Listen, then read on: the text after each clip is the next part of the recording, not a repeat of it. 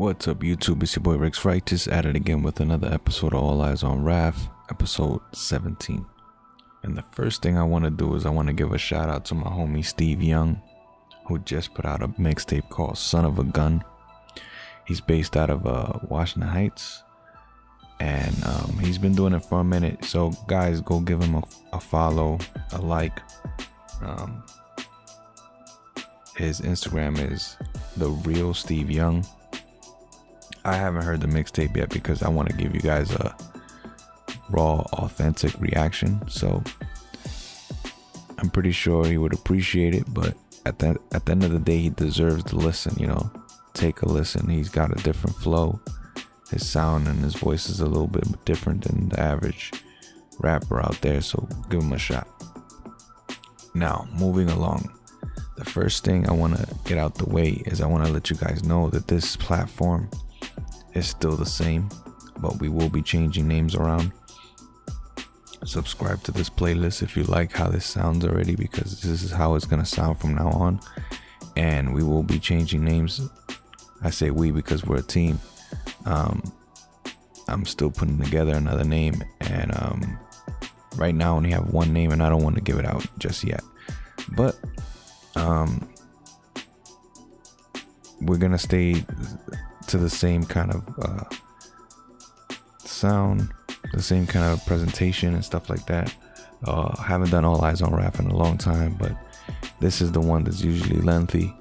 I have more to say and I express myself a little bit more on topics, so I hope you're ready. One of the latest things that just came out in the news was the passing of ChadWick Boseman.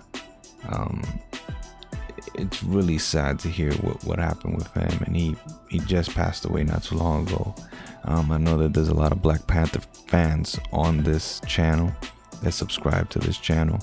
We talk about movies on this channel. We talk about TV shows, especially the ones with superheroes in them, and Black Panther is one of my top 5 favorites that just came out in the past 20 years. I mean, the way I feel about him when it comes to doing that role, I just see it like, wow, I think he aced it, man. You know what I'm saying? It's kind of like Joker. I think those two actors, him, Superman, I really liked Jim Carrey's Riddler, but I don't think they compete with the Superman that just recently was. I mean, like, come on, man. These guys, they're really good at what they do, and it's sad because they're one of a kind actors. Another thing is this is not his first movie, you know what I'm saying? He's done other movies other than Black Panther. So when I say one of a kind type of actor, because of the role, that's when they become infamous, you know what I'm saying? They're so into that role that they're solidified, forever, because how well they knocked out that role. So that's how I feel about him as an actor, you know what I'm saying? Like, he was great at what he did, and it's really sad to see that he had his passing and whatnot,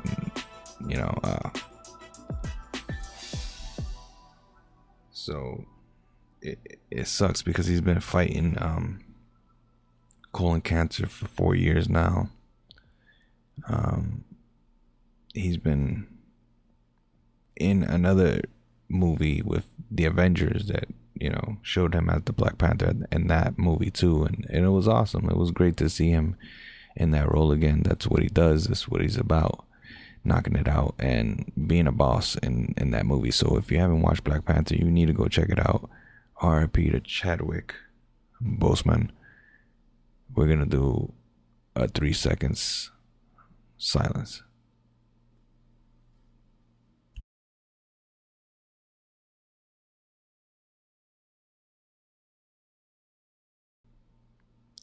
So the next subject I wanted to talk about was the boycott when it came to the NBA and sports and politics merging all in one, which has been happening lately, and it's been happening all around the world, all across the world, in all the news stations and everything you probably have had to encounter,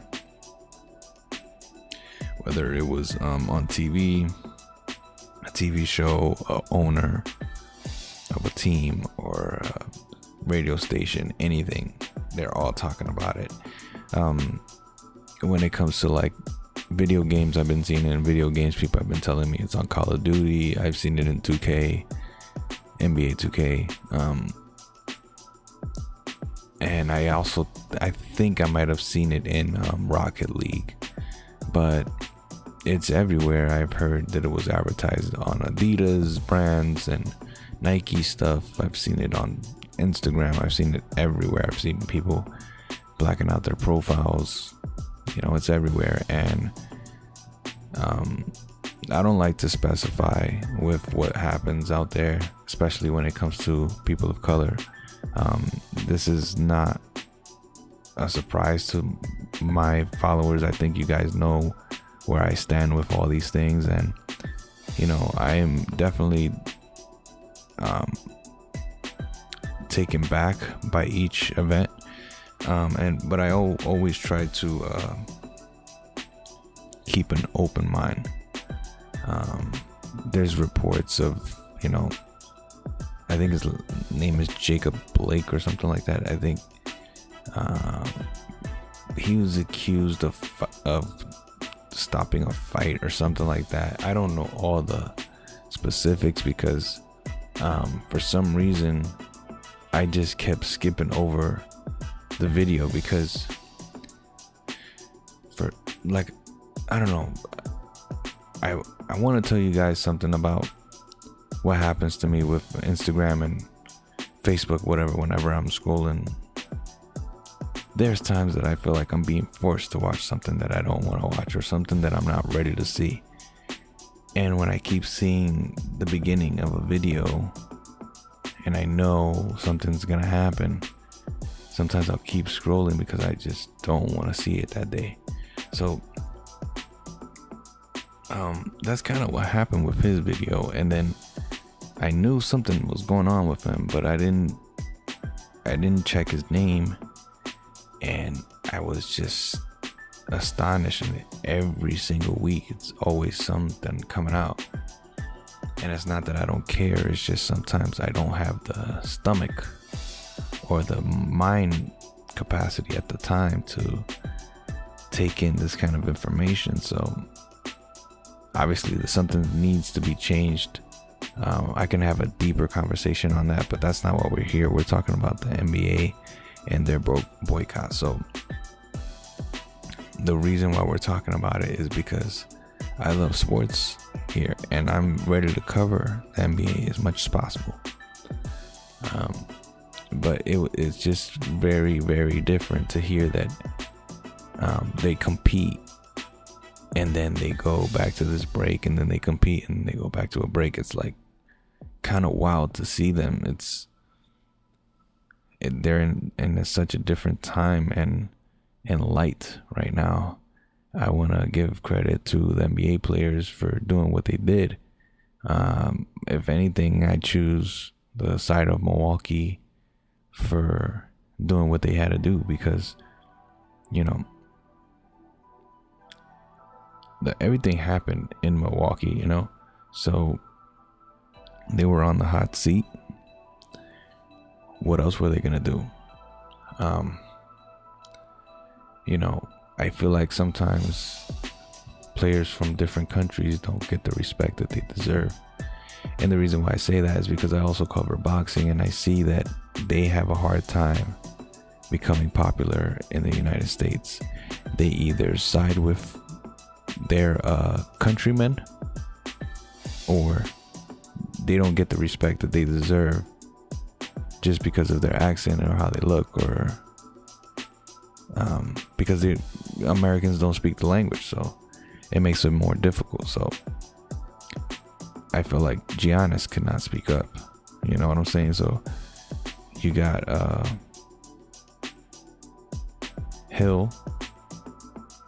George Hill from the Milwaukee Bucks, and I think it was the owner as well, and some other folks that did like a press conference, and they spoke well about what they thought.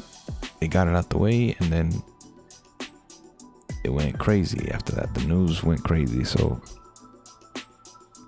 my opinion is, I think Milwaukee did the right job. I think in the future they will knock it out and it will be more unified, but right now this is definitely a weird time for the NBA, and I give respect to those guys for standing up for what they think is right and what seems to be right, because there's two sides of the story. But at the end of the day, I don't like the whole idea of people getting shot like that, like an animal. So all the other stuff, whether he's been handcuffed to a bed or blah blah blah, I don't know his history. I don't know what happened. I don't get it. It just seemed like too much going on there. But somebody getting shot like that, like an animal, that it messes with me. You know what I'm saying? So regardless if they're white or black, then no one should be being shot like that from close quarters, especially if they're supposed to be protecting people. So I don't know. The conversation could go longer and longer and longer. I'm going to continue on to something else, but I'm going to say my piece. You know what I'm saying? So I'm moving on. I just had to say that. Now, the next subject is for the NBA 2K players. I wanted to give a shout out to all my homies on PlayStation, all my friends that I had fun with, that we went through the trenches at war with other opponents in the NBA 2K world, the community. It's been fun. I want to give a shout out to the dudes that I played 1v1 with. Juan, you know who you are, man. Man on the moon, my bro, my homie. Shout out to you, JR City, who's holding it down on Twitch. Yeah, this one's gonna be about the demo. I just wanted to say that it's pretty good, and I don't have an issue, because see, I went from 16 to 20. Imagine if you did, you know what I'm saying? And imagine 4 years later your internet getting better and maybe you got another control. You know, that's basically what's going on with me. So when I see 21 and they say, oh, well, it's exactly like 20, I'm like, that ain't a bad thing, you know what I'm saying? Because 20 is fire to me, because like I said, I went from 16 to 20. So anyway, I was excited. You know, I was excited to see what it could do. I found out some things I'm not that happy about, but I can figure it out. I can work around what I think was nerfed or whatever, or what I found to be was nerfed.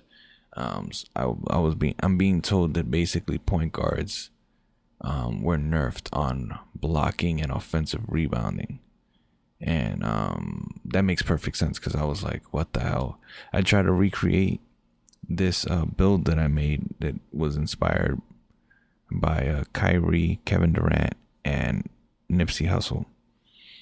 I know Nipsey Hussle doesn't make any sense. It is what it is, but it's the beard, you know what I'm saying? So I had to put the Nipsey Hussle beard. It's just a thing. It's like a Black Santa thing that I do when it's around Christmas. That's what I do on Instagram. So it doesn't change anything for me, you know what I'm saying? It just the blocks and the shooting badges are a little off, and I wanted them to be exact, and it's very difficult because I didn't know that 2K was nerfing like that, or that they would go that hard. But it is what it is, and this is what it is for people that buy the game every year. So I pre-ordered the game. It should be in my hands around 11:59 September 3rd p.m. You know what I'm saying? So I'm looking forward to it. I'm happy. The demo wasn't that exciting, but at the same time, I got to find out where I'm at with the game and what I need to create. And I will give you a little glimpse into the future when the game comes out, and I'll let you know what build I have. I don't know if I want to go so hard with 2K on this channel. I want to see what you guys think first. And I'm going to continue on to the next topic. But let me know if you guys have a certain build that you like what you use. And then maybe we can start trading off like that, because I want to see what you guys think as well. And this brings me to my last subject of the night, or of the segment, I should say. There's video of Julio Cesar Chavez working with Ryan Garcia. So I want to know what you guys think. I have a good amount of subscribers that love boxing just like I do and respect the game. How do you think Julio Cesar Chavez could work with Ryan Garcia? What would he bring to his game? I've always told Ryan, I've reached out to him. I've tried to reach out to people that are close to him. And I think he's might have seen my tweets or something like that. But I do know someone that personally knows him. Ryan, from what I see and what I understand, is a good person. And he seems like a good guy. It is what it is. He's a young guy. He's a young boxer that's trying to make a name for himself.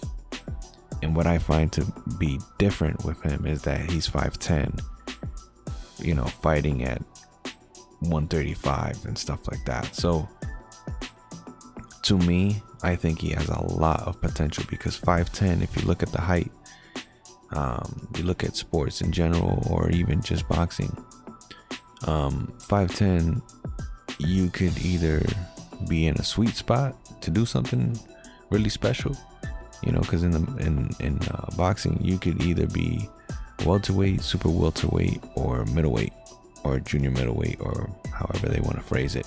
But in other sports, we all know that if you are in if you're like in an undersized division or some kind of stuff like that, where you're like playing point guard and really you have the height to be a shooting guard or a small forward, then that means you're gonna blossom. There's some potential, kind of like Russell Westbrook, masquerading as a point guard. He's really like a shooting guard. So is James Harden. Same thing. He's like a ball handler, you know what I'm saying? But he's not a point guard, but he's 6'5", and he operates like one that time. He brings up the ball like one. Those weren't the rules back in the days, but these are the rules now. So it's the same kind of thing with Ryan. Chavez Sr., working with Ryan, he could really definitely bring out some more knockout power. I think he would help him with power punches, stings to the body, stings to the lungs, stings to